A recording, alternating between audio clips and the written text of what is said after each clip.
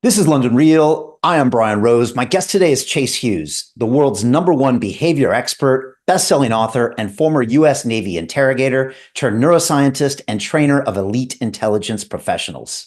You served 20 years in the military and have since built a global reputation as the go-to authority on behavioral profiling, nonverbal communication, and ethical influence. Your methods are used by U.S. Special Forces, law enforcement agencies, and business leaders worldwide. You're the author of the Ellipsis Manual, the Behavioral Ops Manual, and the upcoming book, Exit, a guide to reclaiming mental autonomy in a world of manipulation and media control. Chase, welcome to London Real. Thank you, sir. Glad to be here. Look, it's great to have you here. I wanted to ask you right off, we got an education in media and manipulation back in 2020. When we were minding our own business. It was actually April 6, 2020, and we had the second largest YouTube live stream in the world.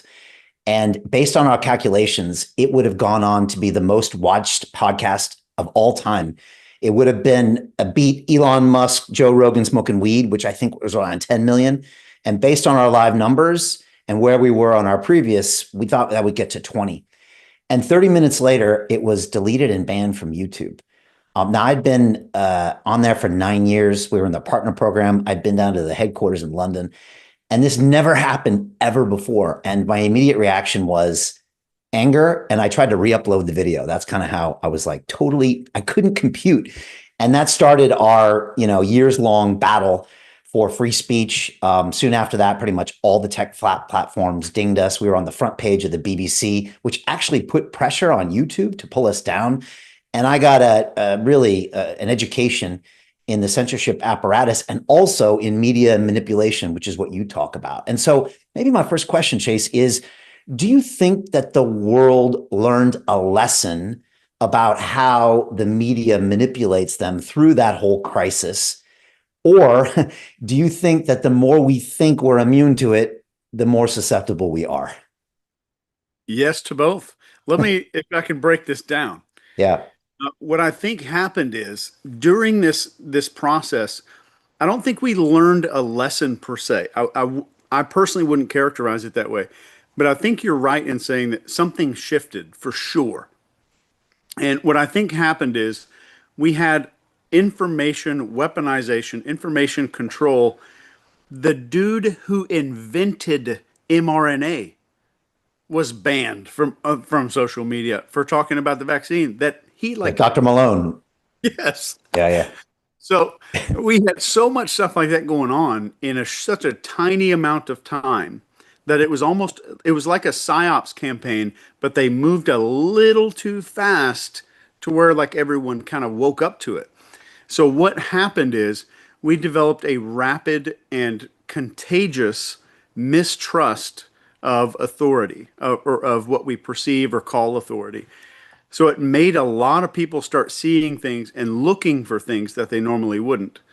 And I think it kind of just woke some people up and said, wow, this is really bizarre, very unusual. And I think when I teach influence and persuasion, it kind of goes back to this in that a person, if I go to Best Buy and I buy a new Windows laptop, and I think it's, what is it in London? It's Carphone Warehouse or like one of those electronic Yeah, stores out there. Argos is the thing. I think, yeah, it's like Yeah. one of the stores. Yeah, And if I get a new computer, they're going to try to say, "Hey, do you want this McAfee antivirus? Do you want this anti malware software?" If I'm the kind of guy that goes, "Nah, I don't believe in viruses. I stay away from those. I'm immune to that." I'm more susceptible. I become more susceptible because I view I'm immune. So it almost kind of inoculated a lot of people because we had this realization that, oh, up until this point X, whenever it was for you who's watching, I was bought in and I thought they had my best interests in mind. They were putting me first. My health was first. And up until point X, I was vulnerable. But then we kind of downloaded this mistrust, which is what an anti-malware program is. And I think that that level of mistrust, not that it's paranoia, it's just that I trust it less, a little bit less. I think that became a little bit of a wake up call slash antivirus for everybody. Okay. Interesting. And how much does the fear factor play into it?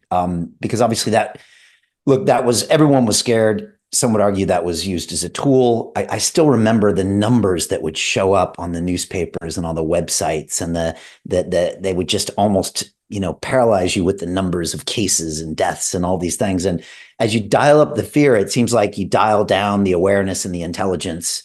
Um, how does that work? Also in the work that you do. Yeah, so let's talk about fear specifically. First, in terms of brainwashing, I've been a brainwashing guy for 25 plus years, written papers on it and books and all this stuff. But let's use fear as an acronym.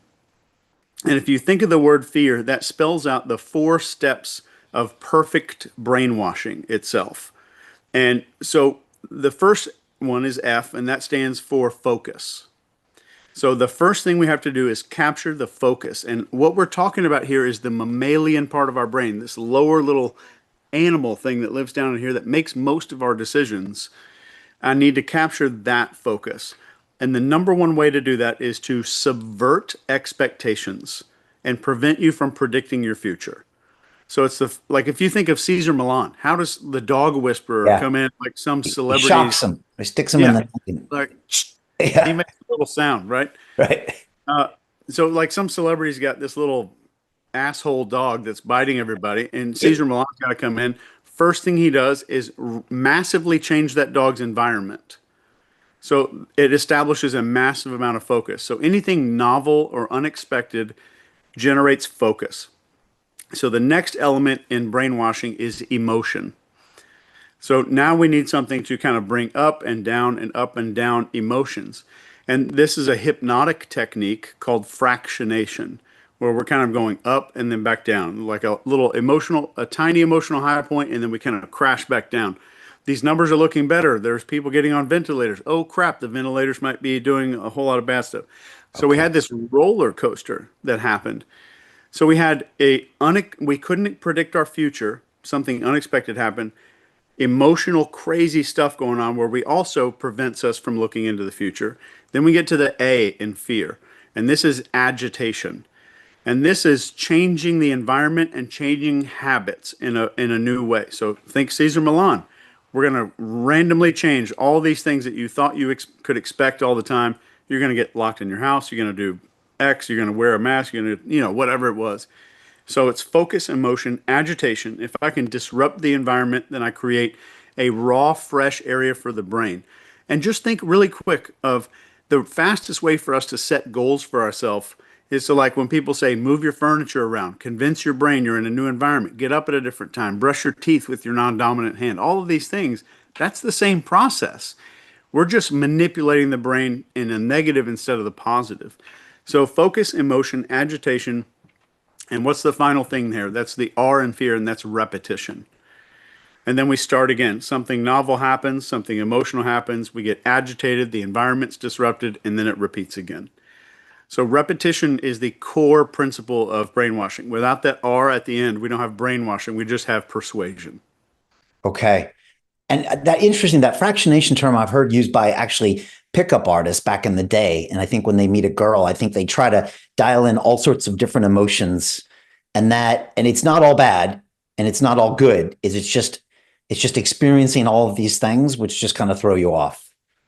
Yeah, and if you watch any good movie, like think about how every horror movie starts. It's the most perfect family vacation in the world. So like this just massive high. And if I can get you to a peak, I can make the valley look way deeper.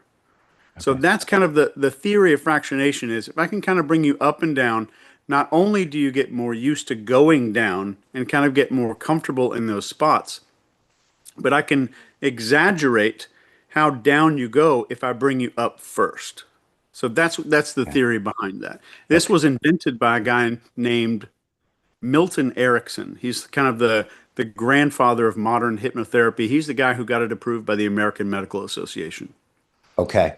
All right. And so when you look at some of the things that were happening in 20 and 21 and 22, whether intentional or not, I guess you see that FEAR cycle to the max. It is definitely a full repetition of that, and it's just nonstop. And we could go on for a long time. So just let me know Yeah. The, you know, wherever you can dig. the wild thing that I remember during that time, Chase, is that I had really intelligent, successful friends. They always have that analogy that when the tide goes out, you see who's wearing a bathing suit and who's not. And these were men and women with, 7, 8 figures of income, great titles on LinkedIn. And some of these people were at their front door hiding when the delivery came and then were wiping everything off. They went back to drinking, back to bad habits. And like, honestly, I couldn't even recognize them. And yet other people were like, okay, cool. I got it. This is a new normal. I'm going to roll through it. I'm going to, we actually were in a fight. And in some ways, maybe I had it easier than others because I worked every day. I was doing burpees in the stairwell when they took the gym. I'd stopped drinking 5 years earlier. And I was just like, let's go. But like other people, not what you expected. And maybe that's because of, I don't know, this brainwashing technique. I guess maybe it can't be resisted, or maybe it goes to the vulnerabilities of people you wouldn't see normally. Yeah, and I can tell you exactly why. Exactly why you saw all your friends like that. It's the same reason that we see highly intelligent CEO that's also socially savvy and smart join a cult. Like it's a very similar thing. Let me tell you about a quickly about an experiment that was done, and they redid this in London with Dr. Philip Zimbardo, the Stanford prison experiment guy. But Yeah. Yeah. they kind of set up a hotel conference room, like one of those, like a Holiday Inn, kind of a crappy little conference room thing. And there's a circle of chairs. There's 14 people in the room. 13 of them are actors. There's only one real volunteer. So 13 of these people have one set of instructions, and that is do nothing. So they're next to a kitchen or near a kitchen, and suddenly through this locked door under a vent system, this smoke starts billowing into the room. There's obviously a fire is somewhere. The smoke starts coming into the room. Not long after, the smoke detectors are going off, beeping super loud, and this one volunteer, surrounded by these 13 people, is just kind of like looking around. Is like, am I crazy? Like no one else is doing anything about this, and kind of looking around for a social cue. I need some kind of a cue to do something. And only one guy, out of all the people they tested, only one guy stood up out of his chair. And for anybody listening, I know that my instinct too. I'm thinking what you were thinking. I would never do that, right? We all think, not me, never. So one guy actually stands up out of his chair. He's an artist, and you can see him get up. It's on video. And he goes over there, checks the door, it's locked. And then he's like, oh, I'm not waiting around here. He puts his newspaper down, he walks to the door, and he gets his hand on the door. And one woman says one sentence, and he turns around and sits in his chair. And all she said was, she told us to wait here, didn't she? That's it. So at the end of the day, with this little experiment, 100% of people sat in this room long enough to die of asphyxiation. So one of the things that kind of reveals is when people say, that public speaking is the number one fear of human beings, it's actually judgment, like Okay. shame and judgment, right? So nobody's scared of speaking because if they did a great job, it would feel great. We're scared of people judging us, especially a large group, even of strangers. So if a person sees 3 or 4 or 5 friends start going down one little pathway, the judgment is a bigger fear than death, which is why public speaking rates higher than death. So if it's powerful enough to override our desire to live, is this fear of judgment, which means I'm gonna kind of go with the crowd. And we have two options when we go with the crowd. Either A, I'm a sheep, I have to believe I'm a sheep, or B, I will somehow rationalize and convince myself that this is the right thing to do. I choose between those two, and guess, I'm sure you can guess what we all choose. Now, if you have practice going against the crowd, like say you've been canceled or you get the hate on the social, are you less likely to go with it because you recognize it and you're like, okay, this feels crappy, but I've been here before and I better trust my instinct, or does that not necessarily help, do you think? I do think it helps because you've been shown evidence. Because like the same, like when we're walking up on stage and our hands are sweaty, you and me speak on stages a lot, which is fine for us. It's not a big deal. But the first time I got on stage, first time you got on stage, it was very different. I'll speak for myself, but I Yeah. was really nervous. Like they're all going to know you're faking it. All of this stuff is going on in my head. But now I'm kind of inoculated from experience. But when we go up and we're nervous, that's the same physiological reaction as there's a saber-toothed tiger coming after us. It's the same body reaction. So it's really hardwired unless our brain has a lot of evidence that we're not going to get killed by a tiger, right? So we know we get less and less and less. There's no tigers. We kind of realize no tigers coming. So these people who have faced public criticism multiple times, or they've made an identity out of like, I am the guy who bucks the narrative. I'm the guy who does this. Way more likely because there's more cognitive dissonance if I stay with the crowd because I'm going against what all these people think I am, which is still a little bit of a fear of judgment. Wow, powerful. And that's why you see sometimes what you would see as successful, put together people making decisions that seem very illogical. Very true. And it is illogical, but we don't make logical decisions. Our Right. that little part that we inherited from our ancestors makes most of our decisions for us. And if you think about this, like for everybody watching, this should help you resonate with other people, not just to say, oh, people are stupid or people are easy to manipulate. This should help you see your neighbors a little more clearly and understand that we've got the same hardware and the same software. All of us have the same stuff going on. And it's we had a lot of confusion going on with this, and the people who kind of got wrapped up in this stuff and really went down the rabbit hole on both ends of the both ends of the spectrum. Yeah. It gets into part of who we are, and the moment it becomes identity, we're going to defend it no matter how crazy it gets to one side.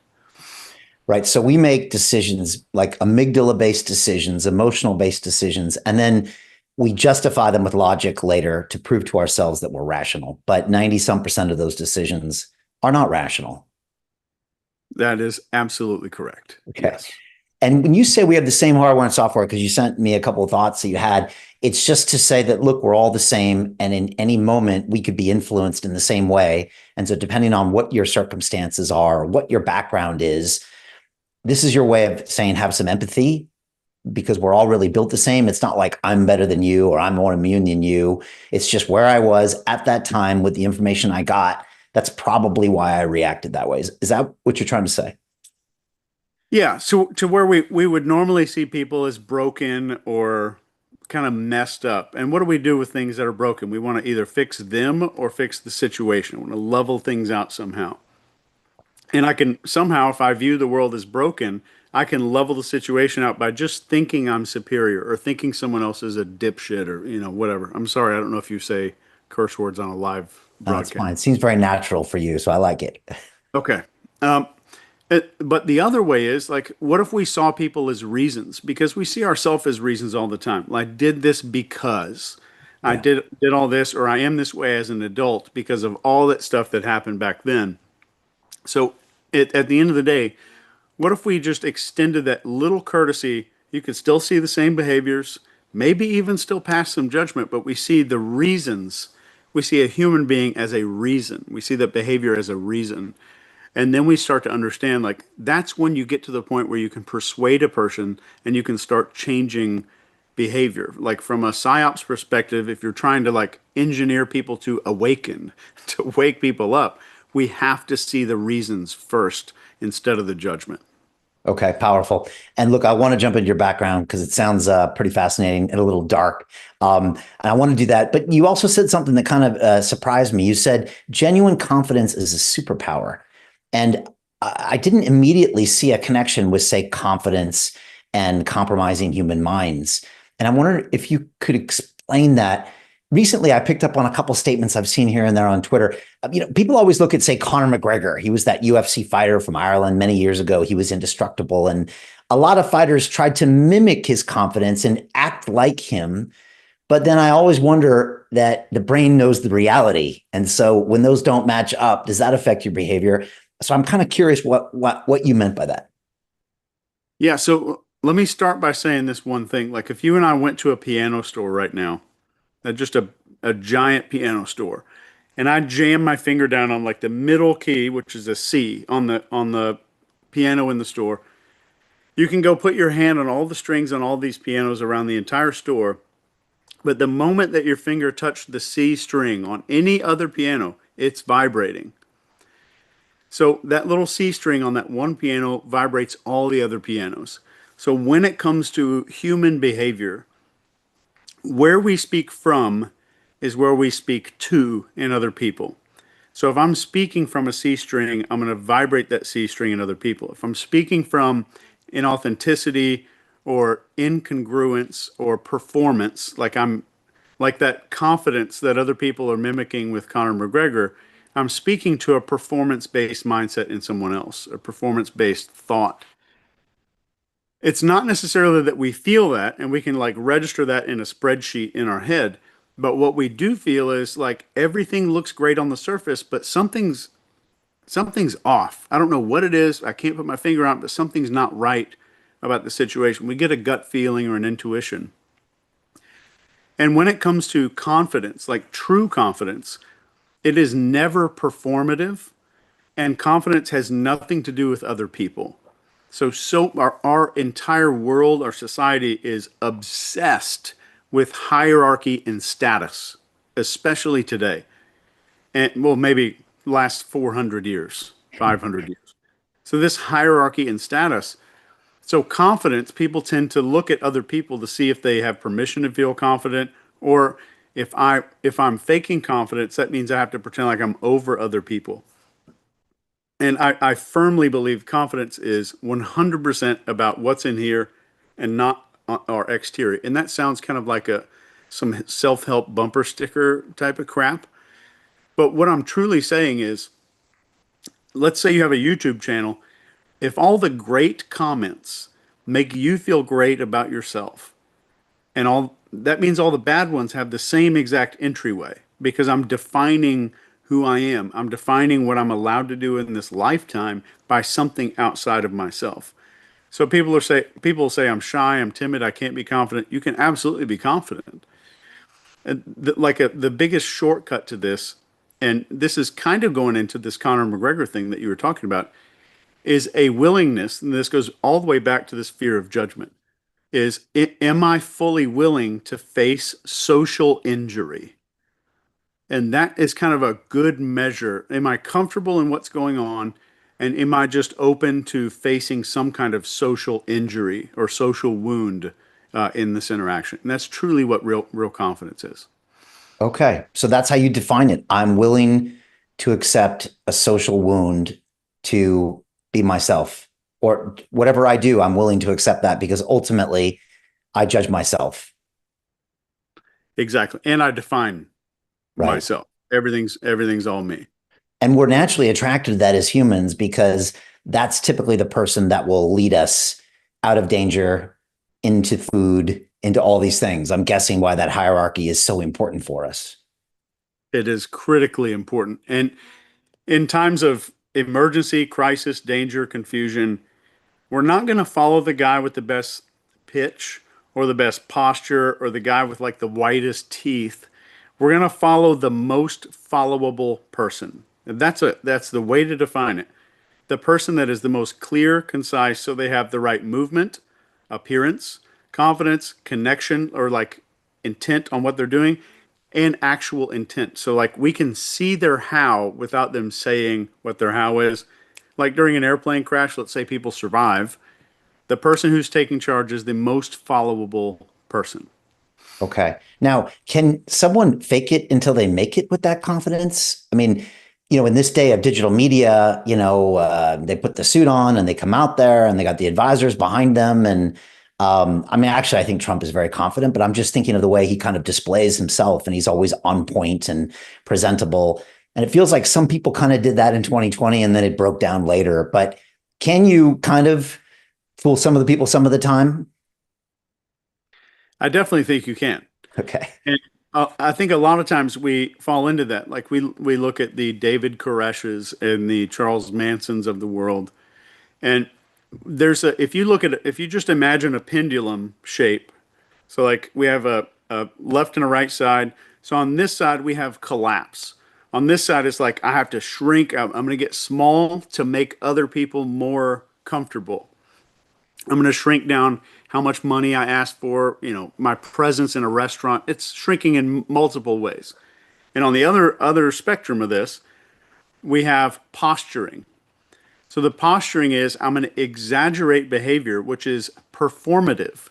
So anything performative is lacking real confidence. So we have this kind of performative bravado. I'm sticking the chest out. I'm speaking louder than normal. My hand movements are crazy, trying to take up space. You're talking about pickup. There's a Yeah. lot of that stuff in there. Yeah. This and that's posturing. But in the center of this pendulum between those two, we have something called composure. And that is what makes someone truly followable. Is when we get to that, like what I call like Andy Griffith is the bar none example of what this composure thing is. If you've ever watched the Andy Griffith show, it's an older show, Yeah. but Yeah. Black and white, right? yeah. And then we have his partner, Barney Fife. And Barney Fife is a beautiful example of posturing and collapse on both sides. He'll kind of vacillate between these two. And somebody who lives their life as kind of a collapsing doormat, when they want to solve their problem, they don't look to the middle. They're looking all the way over there and saying, that's the solution. This posturing is the solution to my problem. I'm just going to overdo everything. And someone who's postured way too long and then got smacked down for it, they look way over here to the solution to their problem instead of the center, which is composure. And I would say that composure is just the mental stillness and being non performative and not kind of having a mask. So you smile because you're happy instead of I'm using a smile or a line as a tool to make you see me a certain way. Yeah, that's powerful. It's interesting because of my show, I've been around a lot of, I guess, high level people, that maybe by definition have some confidence. And it's interesting watching them, behind the scenes and then also on camera and to seeing the way they react to things. I always tell people it's when you get to that high level of people, it's sometimes it's not what they do, it's what they don't do. And yeah, the composure is something, yeah, I think that makes a great leader where you're just composed. I mean, you could argue Trump has shown a lot of composure over the past 12 to 18 months and just kept going and I guess didn't react. It's interesting that you use that word composure. I guess it goes along, it's a part of the ultimate bit of confidence. It absolutely is. Yeah. Okay. I also kind of notice it in myself as I get older and as I feel like I'm getting a better leader, I just try to stay composed. Or I have two little boys. And so, leadership is on 24/7. So when something crazy happens, I'm like, okay, let's stay composed here and let's not regret something. And let's also show them that we're composed. Because I think we all know the analogy. The person that's yelling and screaming and swearing has less power than the person getting that. Although in that Barney Fife thing, maybe we've been taught that that's the alpha, that's the person. But great leaders don't yell, scream, and bark orders and swear because when you do that, it's a sign you've lost power and now you're going to desperate measures, right? Absolutely. That's a great example too. And my daughter is 17 now, 18 now. And when she was 4, I think she had more composure than me. And I was a chief in the military. I think she's maybe an old soul or whatever that means. But I think she just kind of grew up and started out with more composure than me. So she even like at the age of 6 was like such a shining example of composure to me. And I've never seen a kid with that. So it's a rare thing to see, but the cool thing is it's not an inborn trait. It's something we can all learn and we can all cultivate. If you're trying to start a movement, you're trying to be a good salesperson, good parent, good leader, good manager, CEO, fill in the blank. That composure has got to be step one. Like how can I bring myself to that center line so I can kind of monitor in my head. I can be hyper aware of when I start going into the collapse or I start moving into that little posturing behavior. So we were super lucky to have Jocko Willink on the show really early, like 9 years ago, 2016. He had actually just appeared on Tim Ferriss and then was just on Rogan. And I reached out and he came to London and there he was. And he made a real impression on me. And I ended up getting his book series called The Warrior Kid. And so this is something that I read to my boys, I mean, pretty much every night for the past 4 years. There's like 5 books. And a lot of the warrior kid ethos is detach and control your emotions. And this is something he's constantly talking about. And it's something we constantly talk about as well as just a way of kind of just seeing if we can manage it. And so, I remember one time where one of my boys, Damon, was freaking out and Caden yelled across the room, detach, detach. Now, I would love to say that happens every week, but it doesn't. But It's I think fantastic. we're trying to instill some of that stuff. And yeah, those books are pretty, they're pretty cool resource to have that came from Jocko and his extreme ownership and the leadership lessons he learned in the military as well. So yeah, I think that could be pretty powerful. Have you heard of those books? I haven't, but I'm kind of like covertly writing them down here under the Okay, under the cool. screen. I'm going to get some. They actually made a Hollywood movie, Warrior Kid. It's coming out in December. It's got some big actors in it as well. So we're pretty excited about that over here. You mentioned David Koresh and Charles Manson, and I was wondering if we could maybe talk about some of these leaders and figure out what we can learn from them and maybe learn about ourselves. I actually watched the Waco, Texas documentary on Netflix. I don't know if you watched it like a year ago. It's like 6 or 7 part series. I was actually, I think, in high school when that happened, and I remember seeing the video and it was like, what the hell's going on there? But pretty fascinating to go deep into that documentary and find out what's going on. And one of the things I just remembered is that they had the phone calls to David with the ATF agents and the FBI or whoever the hell else was there. And that dude is maximum confident. Like he's like, we're here. He's like, you know what? Bring it. Like, we're not going anywhere. Like we are going, we're going to heaven or whatever. He was just, and just the tone of his voice. And this is after the, maybe the tanks came at the end, but this is after, you're getting surrounded. There are rounds coming in. It's getting hairy. And I was always surprised, or I noticed his confidence. He really was assured in his mission, I guess, until the end. And I guess everybody else there was assured of him too. I don't know. Did I notice something there? Is this why they're good at what they do because they actually believe it, or what can we learn from some of these cult leaders? I guess anything can be called a cult. So let's break this down from a behavioral psychology perspective. So first we have like a sense of purpose and drive. So this was the last thing I said earlier. We have that movement, appearance, confidence, connection, and intent. Those are the 5 little tripwires that we see in other people that say, I need to follow that person. So that drive, that intent, and that we can see the why. So when a person has a real purpose, not like I've made some T-shirts out of this catchphrase kind of a thing, some real purpose in their life, then they get down to the next phase of this, which is if the purpose is very important, I'm willing to accept some injury for this. The injury is okay. So, like, Brian, if you and I are talking and we're in a negotiation, if I need less from you than you need from me, in almost any relationship, the person who needs less is in charge. So, in situations like this, and when in conflict situations, the person who needs less is typically more willing to be injured, more willing to suffer a financial loss if it's a negotiation or whatever it is. This willingness either comes from purpose, maybe some schizophrenia coming in there, but purpose can definitely do that stuff. And the willingness to be injured means that I'm not concerned with performing or how you're perceiving me. So the willingness to be injured in pursuit of the purpose leads down to this composure. And that's why, like, they would call him. I've listened to these tapes. They'd call him on the phone, and it's like he was kind of talking down this nervous hostage negotiator. Yeah. He was the calm one. He needed less than they needed from him. And typically those are the two factors of what decides who wins an interaction. A, the person who needs less from the other person, and B, the person who reacts to the other person the least, who's the most non-reactive person. And those are the traits, whether it's the Manson or the Koresh, it leads down from that passion, willingness to be injured, and it's typically social injury in today's world. And that leads to a composure, and the composure leads to I'm not seeking something from you, and I'm not reacting, or you're reacting to me more than I'm reacting to you. Okay. And so in those two cases of Manson and Koresh, they were so sold on their vision.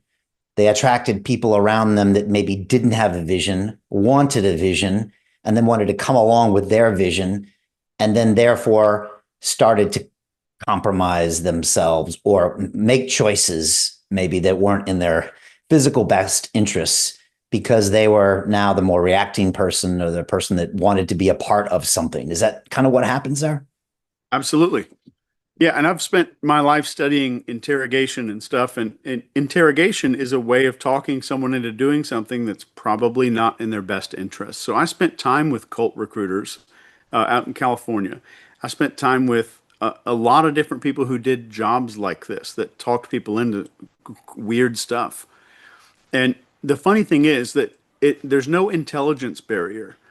You're not going to get you're not going to say like I'm only going to get people with an IQ under 95 into this cult. There are senior executives who super smart, like Ivy League graduate people that join these things. Hmm.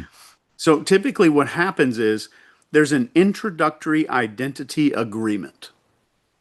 So let's say I want to walk you, let's say I'm talking you into joining a cult, if you don't mind us kind of going back and forth here. Scott, I need a new hobby. Let's go. All right. So you're okay with the barcode tattoo a little bit later, I'm assuming. Oh man. Uh, so so here's how these people do this, and they want somebody. Eventually, somebody's going to be doing some crazy, weird stuff down the line. So initially, when this approach is made, it's just an agreement. I get you to make an agreement about identity. So let's say we start talking, and the only words out of my mouth are, there's so many people in the world who are just living in this little prison, so scared about what other people think of them. And you nodded your head.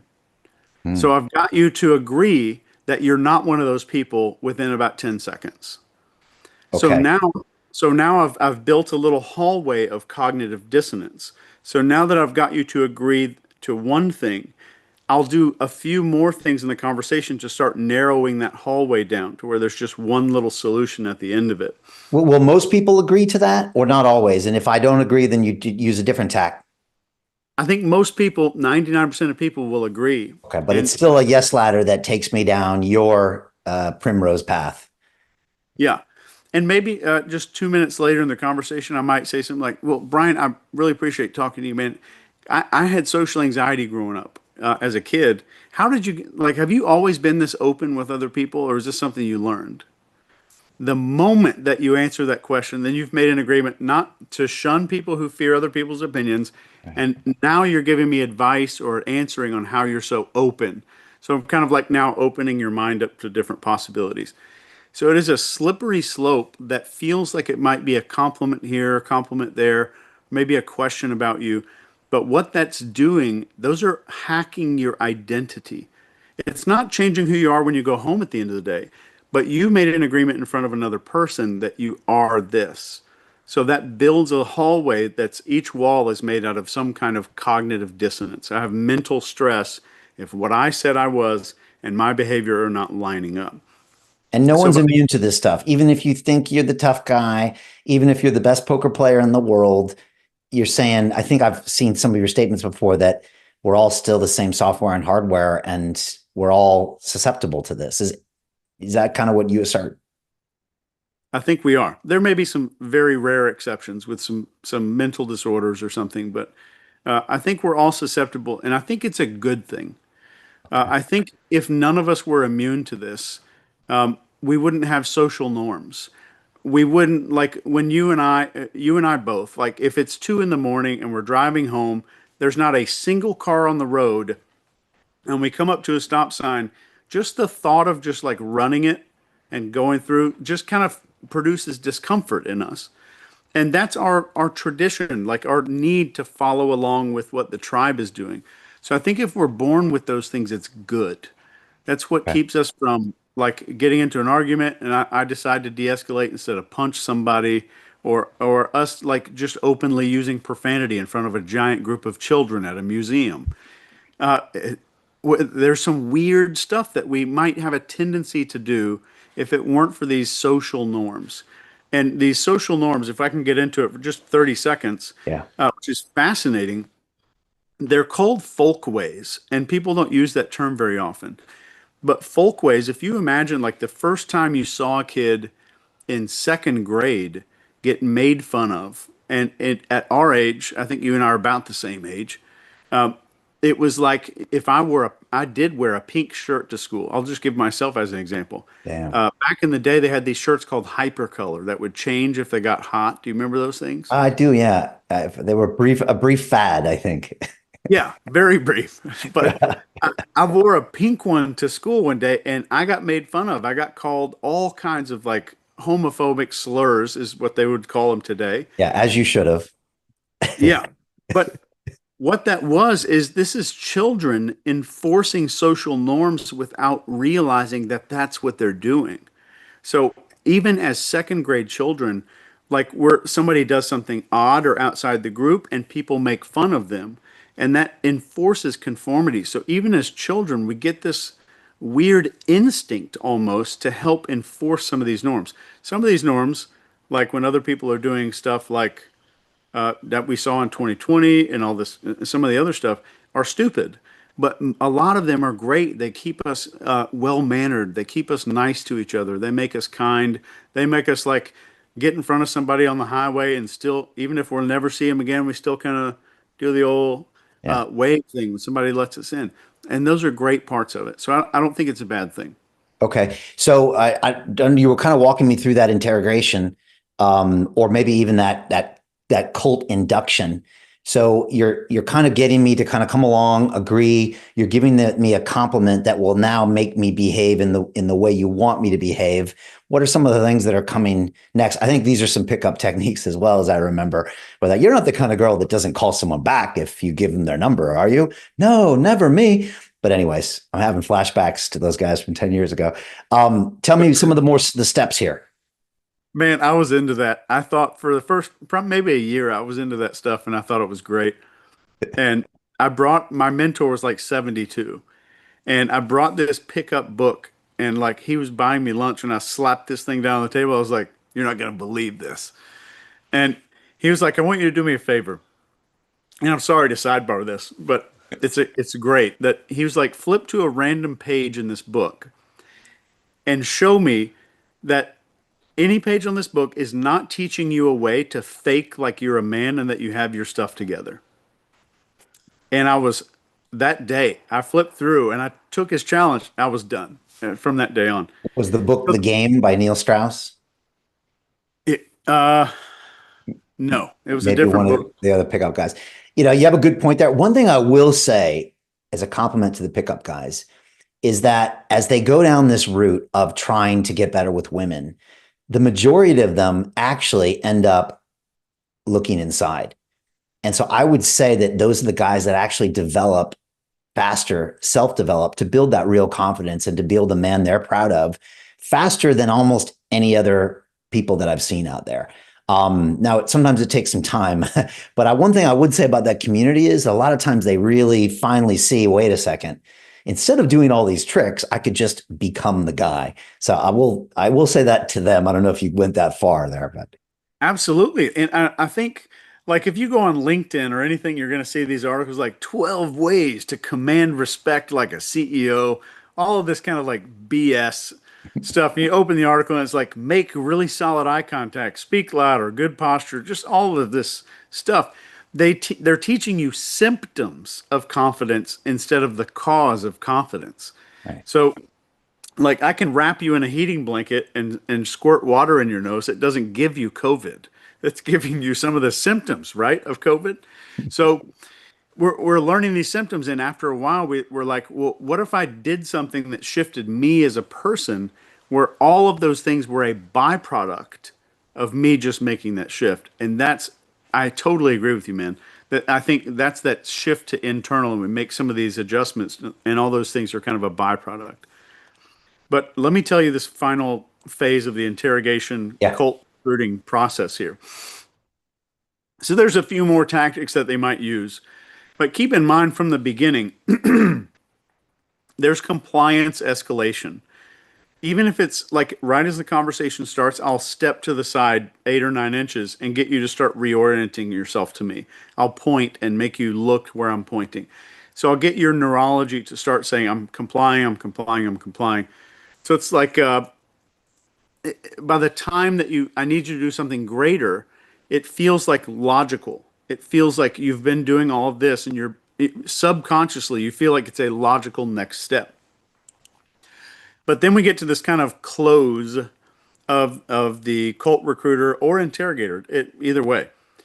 And you want to do four big things, and that's socialize, minimize, rationalize, and project.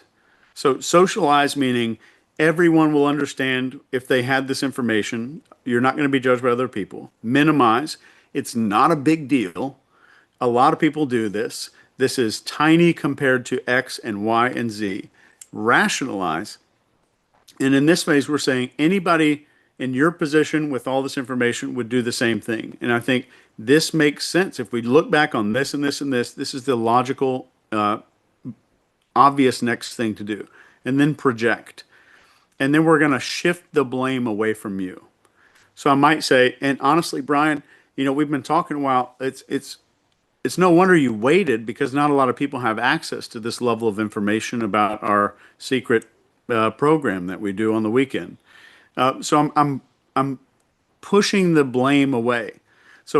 And a lot of people don't find out about this because there's so much noise in the world. There's so much static, social media, and I'll blame other things for you not having taken action before.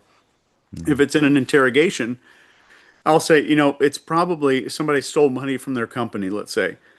I would say, and it's obvious you did this, and I think anybody in your shoes would. They don't pay you well enough. I just talked to a couple other employees. They don't give you Christmas bonuses. They're paying you 20% less than the other guys are on average in this industry. And I think anybody in your shoes would have done this. So I'm projecting the blame off to someone else. So whatever I want you to do that I think you might feel bad about, I'm gonna project the blame for you doing it onto somebody or something else. Wow. Okay. And so that's cult behavior, interrogation behavior, people manipulation behavior, those pieces. Indeed. Yes. How would Chase Hughes do in an interrogation with, I guess I'm just going to throw in like Mossad? How would you do in one of those situations, do you think? I don't think it's much about the human. I think if you have someone that is trained in SEER, and SEER is an acronym for Survival, Evasion, Resistance, and Escape. It's our anti-interrogation training. So pilots go through it. Uh, Dudes who are going out on like Middle East deployments are all going through this stuff. So it's teaching you how to resist interrogation. If somebody's trained to resist interrogation, it's a matter of a few factors. One of the smaller factors, maybe 10% of that, is the skill level of an operator that's with them. If they're trained well enough, they might be successful. But then you're looking at time in captivity. You're looking at how many friends are in captivity. You're looking at the stakes and what's at stake if they continue to be deceptive or continue to withhold information. There's a lot of factors. And I think nowadays in intelligence interrogation, especially, there are so many laws and stuff where it's not quite, but it's almost like those guys, if you're an enemy combatant, can kind of lawyer up, and they can kind of get a lawyer, which is a strange new thing that we're dealing with. Right or wrong, I'm not to say, but I think if somebody's interrogating Mossad, you've got a very, very hard job ahead of you. Or any special operator. I don't just mean Mossad. I mean any special operator is going to be fully trained in resistance to interrogation. And what are the SEER acronym? It is survival, evasion, Resistance and escape. And you can do that mentally in an interrogation as well. You're just reminding yourselves of those steps. Yeah. Okay. Yeah. So survival, just remind yourself that I'm going to survive no matter what. I'm not going to. No. Yes. No, no, no. Okay. So this is the name of the training school. So survival is like that phase of the training is like, here's how to eat locusts Oh, and right. Okay, cool. so Okay. then evasion is like they're coming after you. You're in a crash plane or Okay. you're in a unit that's isolated. They're coming after you. Here's how to evade. Here's what to do to avoid thermal optics and how to evade helicopter searches and dogs and stuff like that. And then resistance would be like, now I'm captured after trying to evade. Now I have to resist interrogation. And this is where they teach you mentally to resist interrogation. It is the most ironclad non-disclosure agreement, and you can ask any special ops dude you've ever met. This is the most very hush hush methods that are in the U.S. military that I've ever heard. Like nobody talks about that stuff outside of it, and they make you sign the craziest NDA. About how to resist. Yes, about how to resist interrogation. So after the resistance, it's then escape. They go through some basic lock picking stuff that you could find on YouTube, but still, you kind of walk out of there feeling like Jason Bourne, which is cool. You get to feel cool for a few days. Okay. All right. So the resistance is the one I'll be thinking about a lot. So you're looking at a spot on the wall or you're saying a song over in your head, or I don't know. I'm not gonna. It's Britney Spears. That's the big secret. It's just over and over. Amen. She can do it. Look, I got to ask you about how you freaked out Joe Rogan on his show with the pin code, because that one, was pretty interesting, and it feels like it sums up a lot of your IP. I'm a big fan of Joe. He actually inspired the starting of our show 14 years ago. We were on his show back in 2013, episode 271, and it was a big deal. It really gave us the fuel to keep going. And it was pretty wild what you did with him. And I watched it a couple of times, and then I felt like I could see some of the things you were doing, but maybe you could just walk me through that. And I'm guessing that's probably not the wildest thing you've ever done. You've probably done factors of 10 above that, even to surprise yourself and people you talk to. What are you asking about? I mean, can you sometimes guess things that people know by making some suggestions and seeing the ways they react? Brian, I think you're talking about the guy who guessed the pin number. That was not me. We look alike though. Yeah, okay, that's what I thought, because I thought about it and then I went back and I was like, oh, that's a different guy. Okay, thank you, I appreciate that. Can So no fault to you. My aunt, who has known me since birth, thought it was me as well. So That's wild, man. Okay, good. No worries. And it's weird because it kind of conforms with some of the things you do and then kind of doesn't. So I was just like, all right, maybe I've had the mental game. Tell me about your background in the Navy. When I read it, it sounds a little dark. But again, I don't know why I would have that reaction, or maybe I would because I don't know much about it. And then how you've kind of transferred that into civilian life and then do all these things to kind of help people. well, for me, it started when I was a 19-year-old. I was stationed in Pearl Harbor. My first job in the Navy, I was an enlisted guy. So my job was scraping rust off the side of the ship. That was how I was protecting our freedom over here. So for a couple of years, I was doing that, and during that period, I got obsessed with behavior, and it was because I was turned down by a girl when I was like 19, and I Googled like how to tell when girls like you, and I started seeing all this body language stuff. I printed out this big ass stack of papers, and eventually I started being able to see people's hidden little fears and insecurities and stuff that they're hiding. And I came to this realization like everyone is hiding little insecurities and shame and wearing this mask in front of other people, and we're all pretending like we're perfectly okay. But it's we all have these little hidden fears, and the more I could see it, the more I kind of evolved out of social anxiety and kind of got out of like, wow, everybody's just as screwed up as I am. So it was very freeing, and that I think made it addictive for me. And then I thought, like, if I could just see behavior, what can I also do with influencing behavior? So I was never in, for the first 13 years, I wasn't doing any of this in the military. And my job was, after this paint thing, was a ship navigator. I was a navigator of a guided missile destroyer for quite a while. And I became a chief there. In the second half of my career, I moved into the expeditionary warfare side of the military out here on Little Creek base in Virginia. And I retired out there. But my primary job at that base, for 3 years, I ran the Navy's underwater robotics team, which was a whole lot of fun. Did some Yeah. cool stuff with those guys. And then I worked at another unit where I was the captain of a spy boat.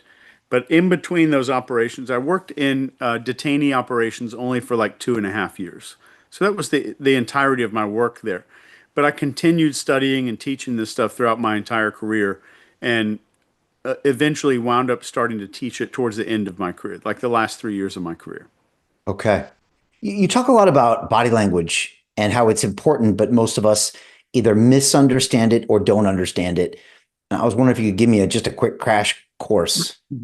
Again, I keep going back to my pickup days. I don't know what everyone's going to think about me, but of course, since I'm confident, it doesn't bother me. These guys, I guess, have gone in on this to use it for their practical reasons. And since so many guys want to be validated with women, I'm just having these flashbacks to the body language. And if she's playing with her hair, then she likes you, and blah, blah, blah. And so that's my only reference, Chase. Yeah. So yeah, I was studying that body language not to receive validation, but to be anti-rejected or whatever that means.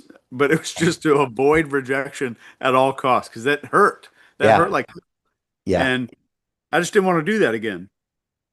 But if I can give you a crash course that'll give you more knowledge than most people of body language in like 5 minutes. Number one, you're better off being an expert in detecting change than any specific movement of the human body. Changes.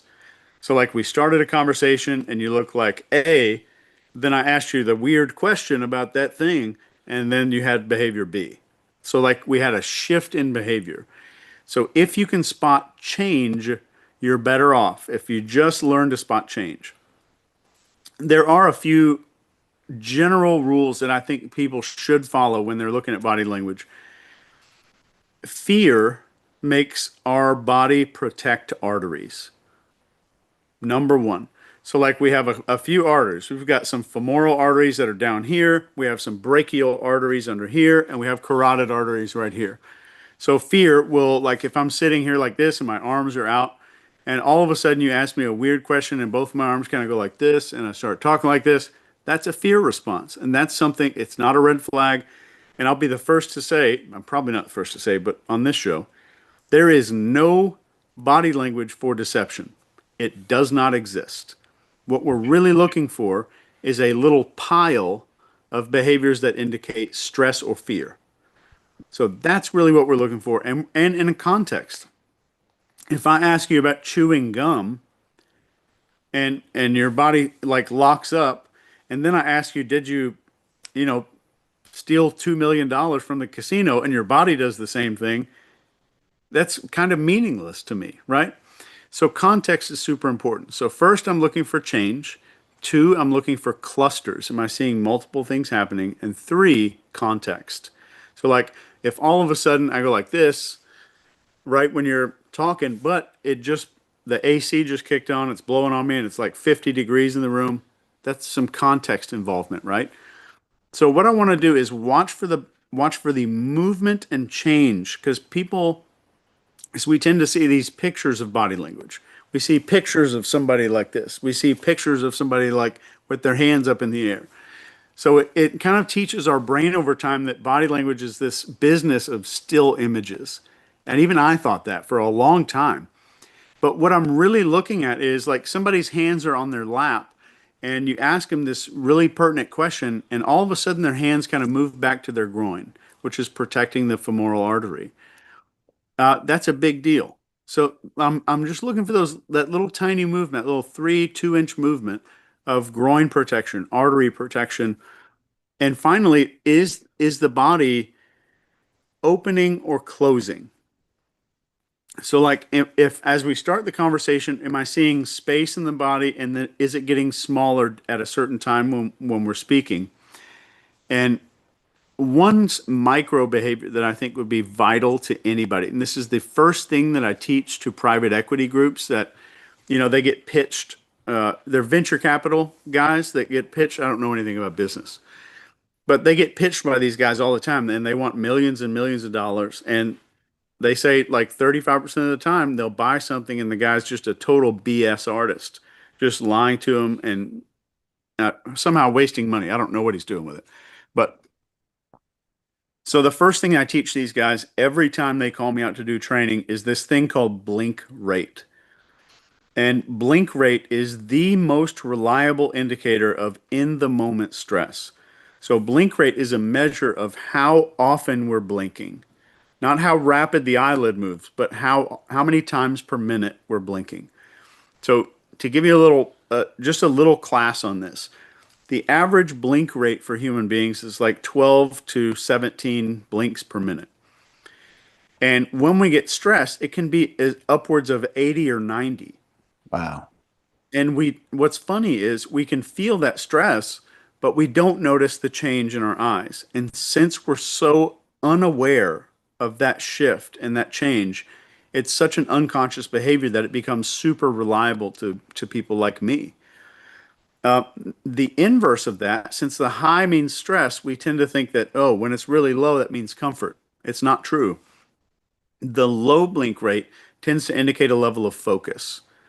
So we could be focused on a threat, like an interrogator is getting ready to ask this question, and the person getting ready to lie is like, especially like the psychopath, is just really stops because he's focused in on a potential threat. Mm. Or value, something that's interesting to us. So something that gains all our focus. Like when I watched the last good movie was like Interstellar for me. Like I watched that movie, my blink rate was probably a 2 or 3 per minute, Yeah. but we don't feel the shift. And the cool thing is nobody's got to count. You don't have to sit there counting blinks and stuff. If I can start a conversation and I can say, is that blink rate look pretty normal, pretty fast, or pretty slow? That's my number one job. And second, what's the change that I'm seeing? And if I'm just asking them about, like, hey, do you want a coffee? Do you want a water? I'm not looking for blink rate changes because I don't care. But I want to look for these changes when I ask these important questions. So, as a speaker, I know you speak on stage a lot. I speak on stage a lot. And we're kind of sometimes 20, 30 feet from the people, but we've got at least, 30 or 40 people in this front little section here that we can look at. And as I'm looking around the crowd, I can look at people in the audience and I will average their blink rate. So if I see that blink rate going up, I know I need to change the pitch of my voice, change the slide behind me, change the topic, get off the stage and walk around. I need to regain that focus. My job as a speaker and anybody's job as a leader is to have low blink rates in people, Hmm. not just to make them relax, but to make them focused on what's going on. And as a person who specializes in leadership, persuasion, or influence, your currency, your number one currency in the world is focus. So our job should be, if I'm doing a good job, I'm going to see a low blink rate in a person. If I'm doing something that stresses someone out, even if it's not asking about the missing bag of money, whatever that is, or job interview question, I just want to like monitor those spots. If I start seeing like rapid blinks all of a sudden, that's a big deal unless there's some context behind it. And like all of a sudden we walk outside and the person's got allergies or something, that would be a context cue. Okay, so if you're on stage, they're not necessarily going to be nervous, but they could be non-focused, and that would mean the blink rate would go up. Correct. Yes. Okay. Yeah, what I've been doing lately at my on stage, like I went to this family office conference. A family office is when you have so much money in your family that you actually run that wealth as an office. And so there was a conference in Dubai, and they stuck me on a podium, and I hate podiums. I like to have the mic, and I like to just really start walking around and really get in people's faces. Sometimes I like to walk out in the crowd. Now, sometimes it freaks them out a little bit, but like they definitely get your attention. So the next one I went to in Cannes in France, I told the guy before, I was like, give me one of those mics. And he's like, no, there's one on the podium. I'm like, yeah, the podium is for dummies. I said, I'm not using that. So I grabbed it and I was pacing the stage, stepped into it. And I was also challenging them to pull out their phones and record a selfie video and put it on LinkedIn and putting them on the spot. And so now that I think about it, Chase, a lot of them were locked in on me because I think they were like, whoa, wait a second, what's going on here? And this doesn't normally happen. And I thought I was just going to check my messages during this presentation. But now I'm gonna pay more attention to that. But I'm always just I'm assuming that people aren't listening unless I do something to get their focus. Yeah, and you hit one of the hallmarks right there. When you were saying people are thinking this doesn't normally happen, that's the fastest way to trigger focus in a human being. And as a speaker, that's our currency. So we want to do things that are unexpected. That we have like this little script where I've been to 100 seminars before. The guy's gonna come up, he's gonna do the thing, and he's gonna do that thing. He's gonna say go buy the book and the thing afterwards. Like, what can I do? And I always think, what can I do from the stage that they have never encountered before? So they have this, oh crap, like this is new, this is different. There's a lot of focus going on. Yeah, I also wear the pink suit sometimes, just You to have a kind pink of. suit? I actually have a pink suit, yeah, and an orange suit and a red suit. So yeah, I don't know. It's just getting a little out of control over here with the Savile Row tailors. Actually, my Savile Row tailor almost talked me out of it. He's like, "Well, I can't be making a pink suit," but I was like, "Trust me, it's going to be great." But again, I think Marshall McLuhan, the famous guy that spoke about media, called it pattern interrupt, and I love that expression because I think that's what you're ultimately trying to do. And I think what he was saying by that, and maybe you know better than me, Chase, is that it's not like you're going to show a naked lady on stage. Look, if I look at naked ladies all the time, then I'm like, yeah, whatever. But it's the pattern that's being interrupted with something I'm not used to seeing. I don't know. I'm assuming that's stuff you think about a lot. That's funny you say that because I have a slide when I teach corporations about how to capture focus in marketing and sales teams and stuff like that. I have a slide that is just a butt with the swimsuit, but it's a butt, a close up of a butt. And like if people see, if you're on the beach, that's not a big deal. But if you're expecting to see boring corporate, dry little PowerPoint slides and a giant butt is on the screen, that's way different. So that interrupts not just a pattern, it interrupts an expected pattern that's in someone's head. Okay. I think your butt trumps my pink suit. Nah, I'd like to see this. I need some pics of this thing. I'll send you a link. Talk to me because now it seems like a lot of what you teach now is ethical influence. You teach people how to train persuasion and confidence. What are some of the things that you talk to people about? I think the private equity thing is really smart. We actually have a ventures arm, and so we get pitched all the time. And it's really interesting because they pitch on Zoom in front of a group of about 40 of us. And I ask them kind of hard questions and they have to kind of go in real time. And then afterwards, everyone gives a judgment. And I got people in countries all over the world. I got housewives. I got rich guys. I got people that don't have a lot of money. And we actually get everyone's input. And it's really interesting to see how they evaluate someone.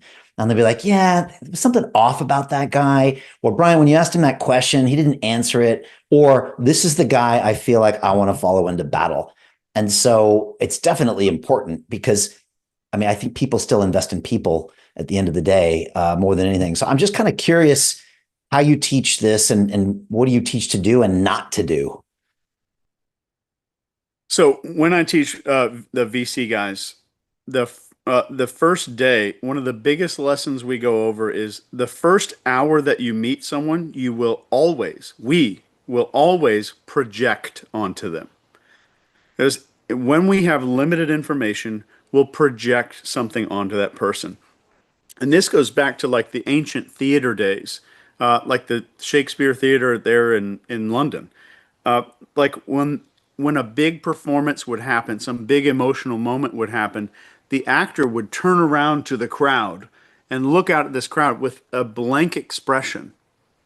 No sadness. It wasn't like horror or anything, but this blank expression would allow every member of the audience to project how they were feeling and interpret that face a little differently.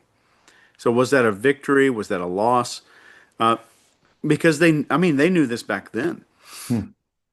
So when I teach these guys, it's like if the guy triggers something in ourselves, we will kind of project onto it. So our initial dislike or our initial trust may be a projection. So the first thing I teach them to do is like, let's get to know your shadow.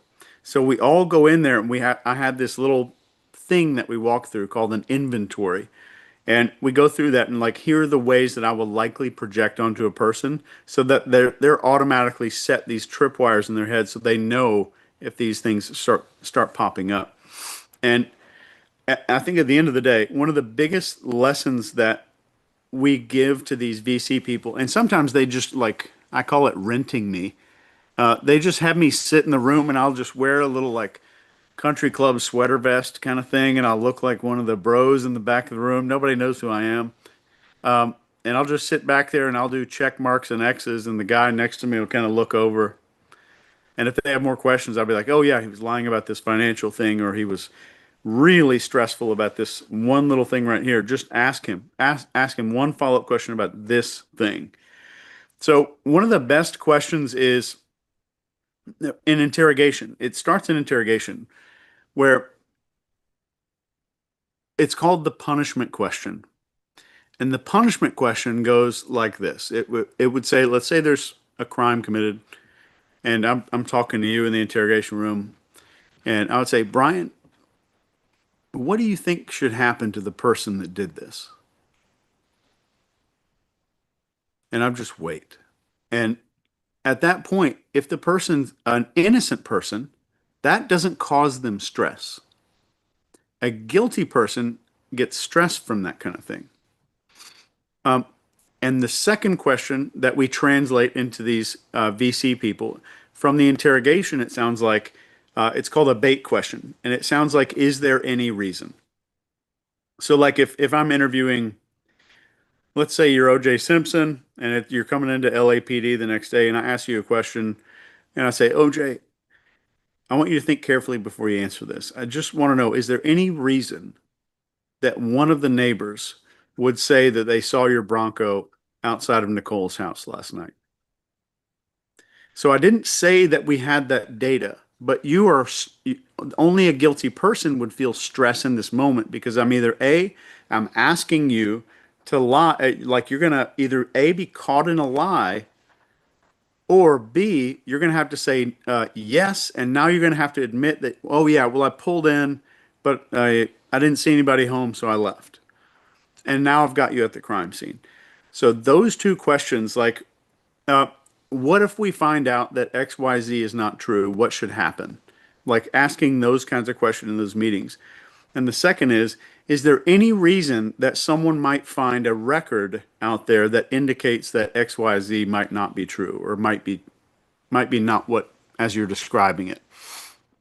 So the key to those questions is removing ego. We're not trying to say gotcha, and we don't want to say, is there any reason somebody would say that you're a POS? Not doing any of that. Is there any reason that someone would have any reason to say that this may not be entirely accurate? Okay. So keep in mind if you're ever asking that bait question, the is there any reason question, the more you can kind of be vague, the more that person's subconscious will fill in the details that you left out and think that you know more than you do. Okay. Wow. All right. So you kind of went through a few interesting points there. I think the first part you said is that we project so much of ourselves on other people that if you want to be good at this, you want to really try to know yourself or go deep into that shadow to just find out what you're projecting on them versus what is actually them. That's important, or that's what you teach some of your clients? Everybody who goes through this kind of training where it's kind of high stakes, short amount of time, we go through that's day one. We have something called the authority inventory that shows us all of our little blind spots and weak spots. It's not like a one of those personality quizzes. It's just showing you you're probably going to judge people because they remind you of the little dark spot. And my grandfather used to say, "There's something about that guy I don't like about me," and that's kind of what's really going on in those meetings. It's very interesting. I've definitely contemplated a lot. that statement that if something about someone bothers you, then it's something inside of you. And you can go pretty deep on some of these things. I had a guest on my show named Dr. John DeMartini. He's a pretty fascinating dude. I don't know if you know John, but he's if you dig into his IP, it goes pretty deep, and he takes that to the extreme. And he says, look, if you're infatuated with someone, there's something in you that is actually that good, and you want to normalize that. And if you want to demonize someone, there's something there, and you want to normalize that because both behaviors are going to cause you to just live a non-congruent life. And even events, and this is where I found him fascinating, like tragic event, maybe your child dies, something I can't even imagine. He's like, okay, let's go through this. And then he goes really deep in his workshops and says, okay, who is the person in your life that now you are acting as a parent to? And what are the people that remind you around that has that person? And he has this fascinating way of like normalizing this stuff to where people can kind of move on. And I don't know if you know much about him, but you just kind of sparked a couple of flashbacks. I'm going to be reading it now. That's Okay. fascinating. Yeah. And then this kind of brings me to one of my final questions for you, and that is that you are a big fan of psychedelics, and I never saw that coming, Chase. And it's something that in our 14-year history we've kind of delved into quite a few different times. I remember, I think it was our sixth episode back in 2011 where we actually planned out an ayahuasca ceremony and did it before and after.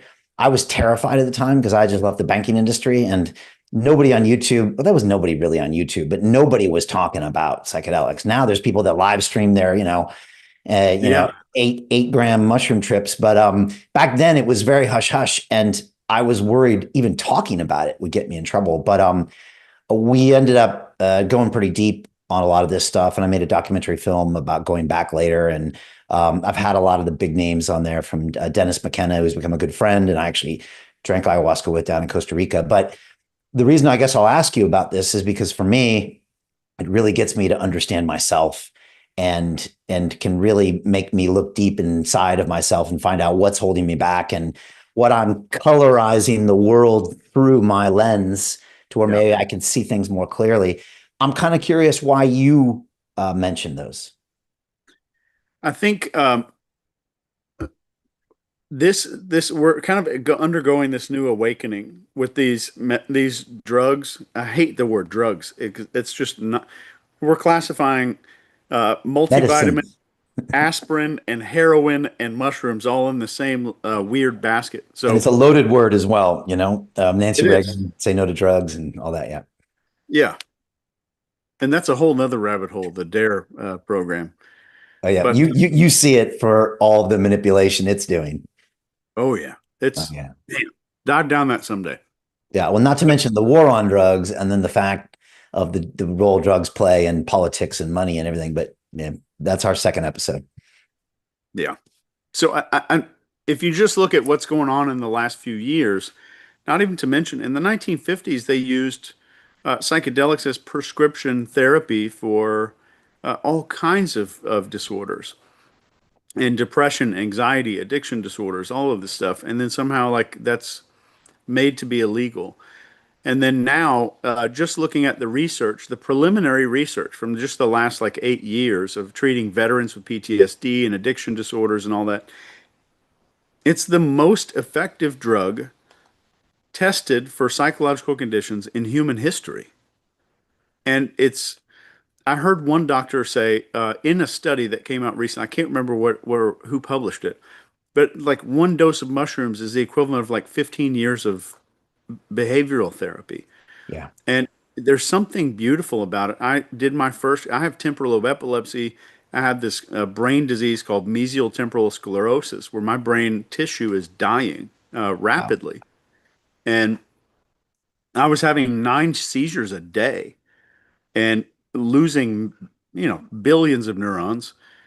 And I started this little psychedelic thing, and I just went to this place, did this mushroom journey, and radically different. The mushroom stopped every single seizure. I didn't have to take any prescriptions or anything like that. It gave me my life back. I couldn't drive a car because of these seizures. I would obviously crash, And now, like I drive a motorcycle, I drive my car, Yeah. everything's completely fine.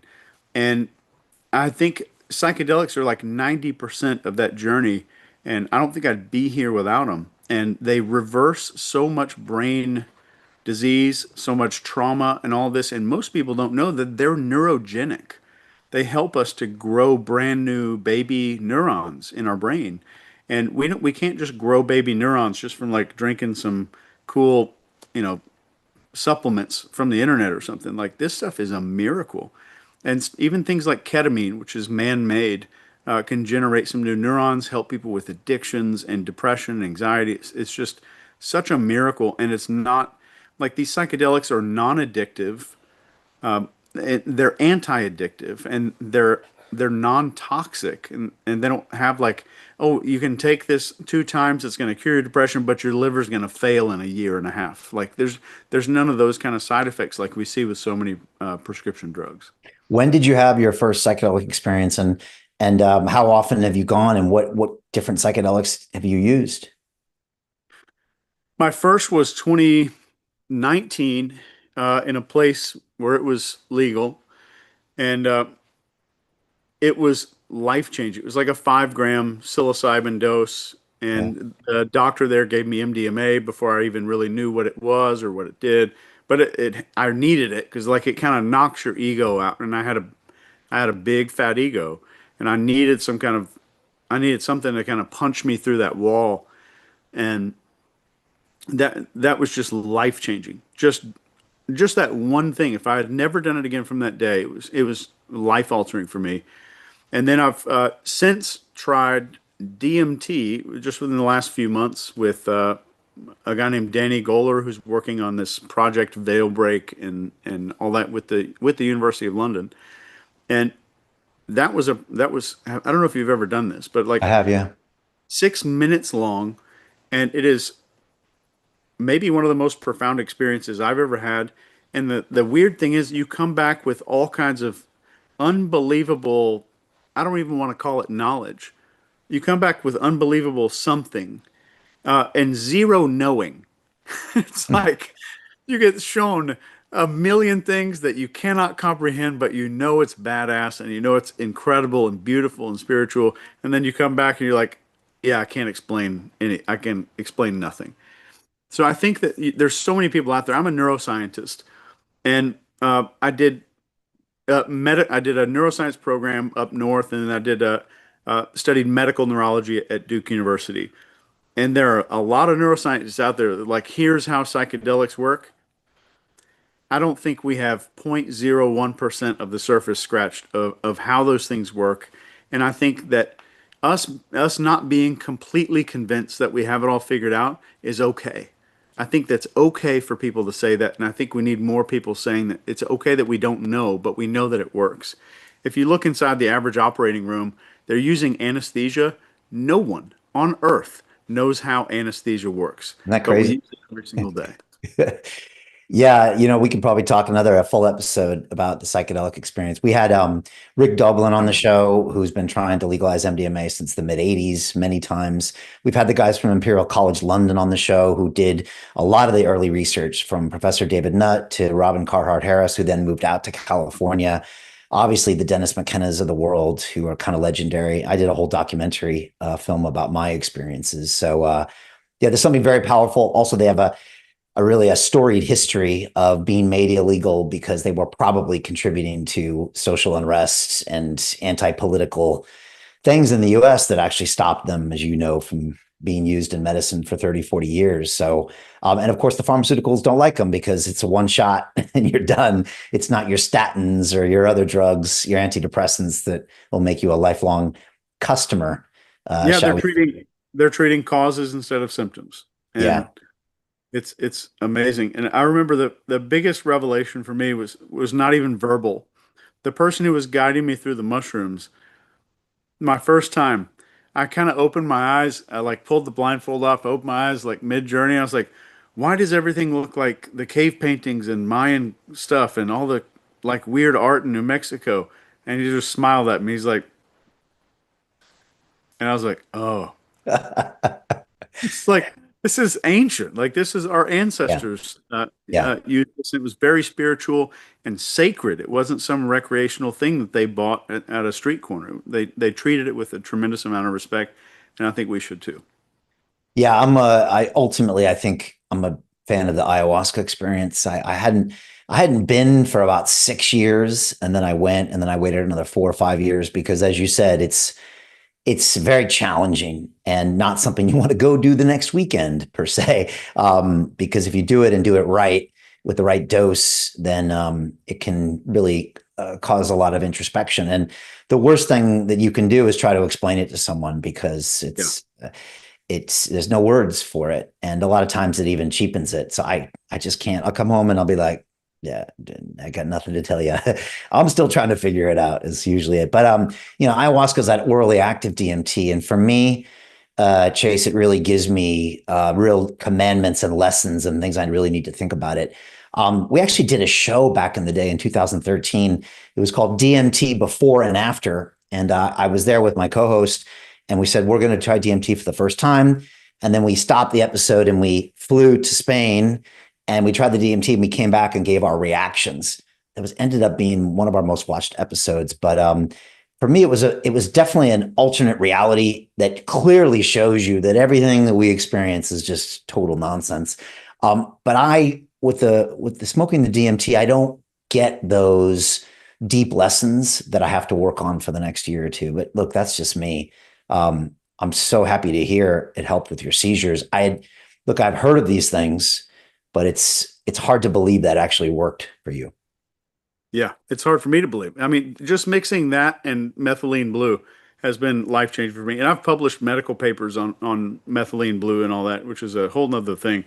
I've never done ayahuasca, but I mean, I'm hesitant because all I hear about is like you got a little Home Depot bucket beside you there, and you're like vomiting in this thing the entire time.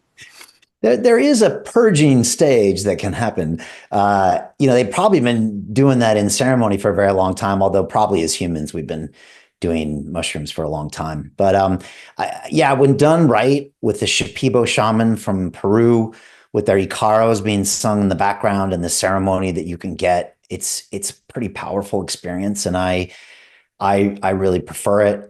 Yeah, you can purge sometimes, and that's a little hard to get used to, but yeah, ultimately, I definitely recommend trying it, while you're still on this planet. That's for sure. Chase, tell me about the brand new book, Exit. What is this as far as a guide to reclaiming the mental autonomy? And what are you trying to get people to learn about this world of manipulation? I think this book just stemmed out of my desire to do every single thing that I can to inoculate people from manipulation.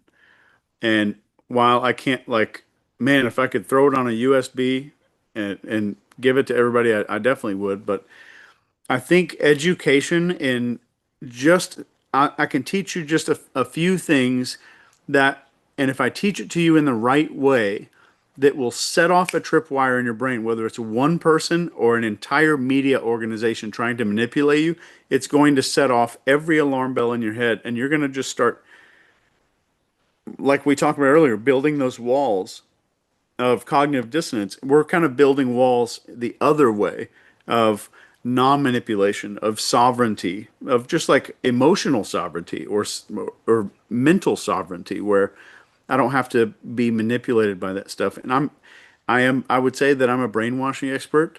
I haven't watched television in 26 years. So that should be like step one for everybody watching right now. And I'm not saying you have to stop watching TV, but get to a place where you're no longer seeing commercials.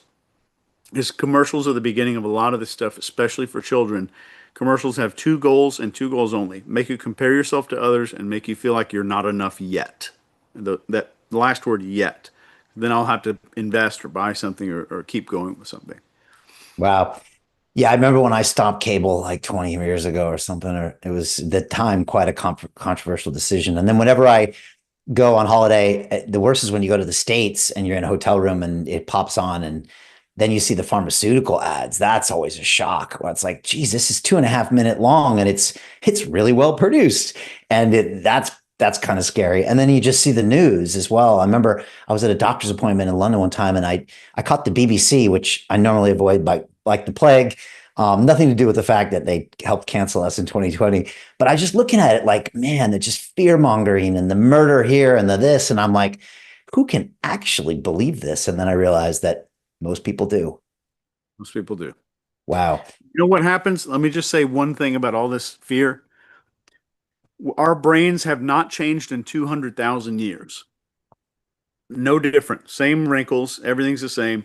We're wired to be able to concentrate on a tribe of 120 people. When it becomes 120 million, and 10% of those people are experiencing suffering or pain or injury, or somebody got robbed, or somebody's shot, or somebody wrecked their car, or there's all of these things happen. We don't have the bandwidth to emotionally tune in to all of that. So the byproduct of being exposed to all of that stuff is pure apathy. And we have apathy for the suffering of other people when we should be worrying about our tribe and things like that, things that we can genuinely control and contribute to. And we have apathy because we're seeing this stuff all over the world.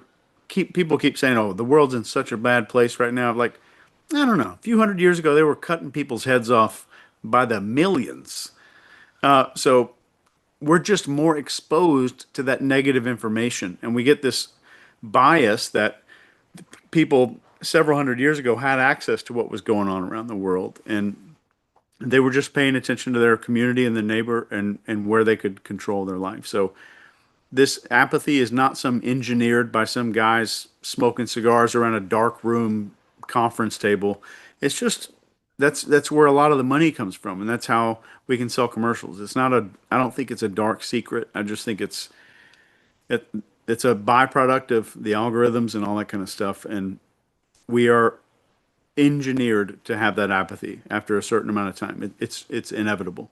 So the consumption of all of that actually turns us into not even the best humans, and we then lose the ability to be compassionate for the people in our lives that matter. Yeah, because apathy just becomes a behavioral pattern. Right. Yeah. And with it's, we've always had the news, even when you and I were kids, but the social media is a tricky one because that is the comparison. What do they say? Comparison is the thief of joy. But in the past, you would see people in the news, but you would never see someone that is your age, that looks like you, that is, that's flying on the private jets and has the better girlfriend than you and has all the other stuff. I mean, you flip on your social and you see so many versions of what you could have been. And that's something that we didn't have before. And I guess that's going to do a lot with your head as well. Yeah, and just really quick, let me show you the evolution of these things so everybody that's watching right now can fully understand it, and you can use what I'm about to say, explain this to all of your friends. If you just look at Maslow's pyramid, the very bottom is survival. So when we form tribes and we form these like little town squares, and there's a guy at the town square with the bell, what's he going to be yelling about? Not Susie had an argument with Carol because she painted the fence, right? He's talking about there's poison in the water supply. They're coming here. Somebody's going to die. It was big time news. So the big announcements that we got every day was about survival. Then we invented maybe telegram and radio. Then it was about sustainment. Then it was about foods might be going away. There's some sex might be going away. So it's like we have like these warnings about food, sex, and all of that kind of thing. Then we have like news and news media. Then it's like the water supply might be poisoned. People are going to get sick. All this. Your kids might get kidnapped. And then it's belonging and social. Then we have Facebook coming around to take away that part of the pyramid and start deleting that and warning us about that. And then after Facebook, we have this rapid short form content, and our brain can't form long term memories during that. We cannot. So, like, you can't ask somebody what short form content did you watch 2 days ago. Doesn't Right. happen. But then, so above social is this confidence and self-esteem stuff, and that's where the self-esteem stuff. So it's an attack on the entire Maslow hierarchy of needs, and the final thing that can be attacked is that actualization at the top. To have some kind of media source that will whatever's next will be the one that attacks the actualization. That's our ability to achieve our potential. Can you go a little deeper on that? The actualization? What might that look like? So the top of Maslow's hierarchy of needs, and this is Abraham Maslow, this is the famous psychology thing Yeah. that everybody in psychology learns. The very top is self-actualization, and that little top of the pyramid is so once we have our like little self-esteem needs met, and I've kind of like I feel good about myself, I feel like I'm self-driven and self-powered. Then I get to self-actualization. This is like I feel this way, and now I move up, and now I feel like I have legacy. I'm fully fulfilling what I was here to do. I have the two P's. I have purpose and passion, and they're both happening together. So that's the full actualization. That's the one piece of Maslow's pyramid that is yet to be subverted. And I'm not saying any of this was done like deliberately. It just the algorithm works because it's attacking that level by level. That's the only reason. Right. It works because there's value there somehow, right? Like it wouldn't work unless it created a reaction. And then Yep. that's why it continues to work. And that reaction leads to attention, leads to value. And then it just keeps going, right? Do you know what that tool would look like to actually stop self-actualization? Is I that hope I never see it, the but I don't know. Neuralink? It might be. I don't know.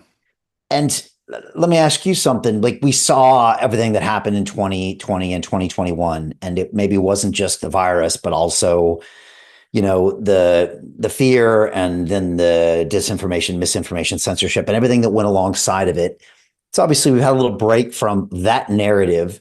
Do you see there being a point in time again in the next 10 years where we will have another element of fear? Seems more likely to be something biological based because that's a great one. Would love to play the classics like that.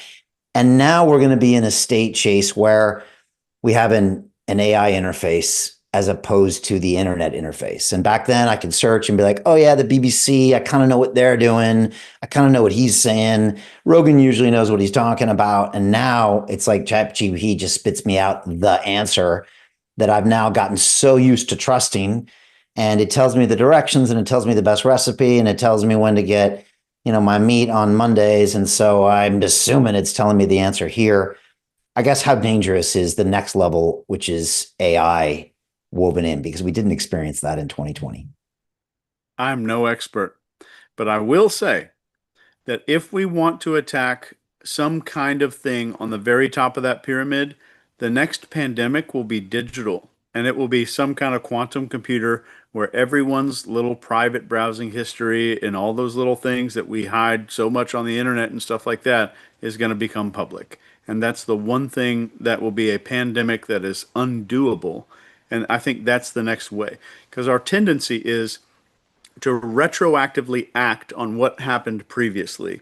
So, like 9/11 was a black swan from hell.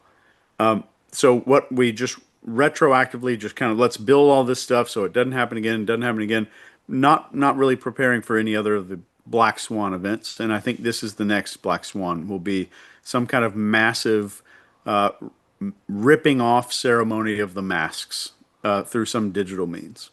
I mean, imagine if, some AI overlord could customize for every single person in the world a threat to you socially based on all of the information you've told your AI you browsed and get that specific pain point. And now it's different from everybody else. So, like you said, it's kind of evolved from a biological weapon that would attack low immune systems or certain bodies or all bodies.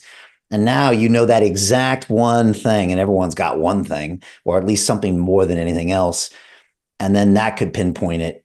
But I guess it's hard to predict black swans, but you're saying it could be something like that. Could be.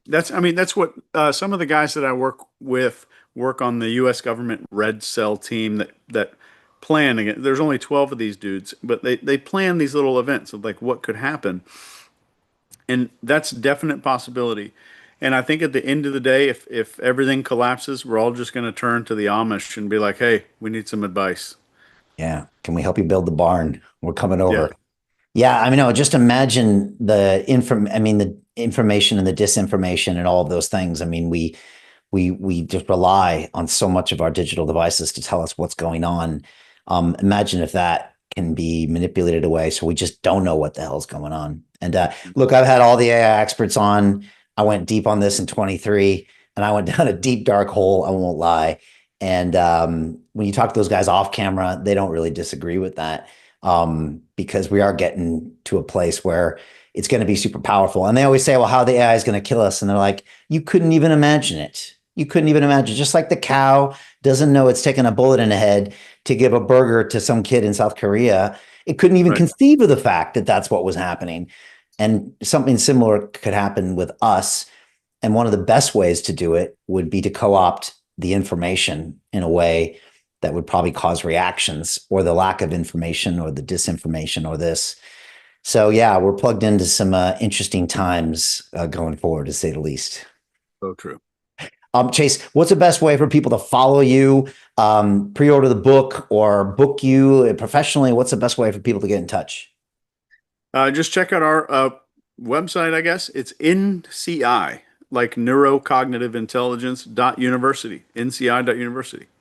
Nice. And you got a YouTube channel where you collaborate with some fellow experts and kind of break things down as well, right? We do. It's called the Behavior Panel.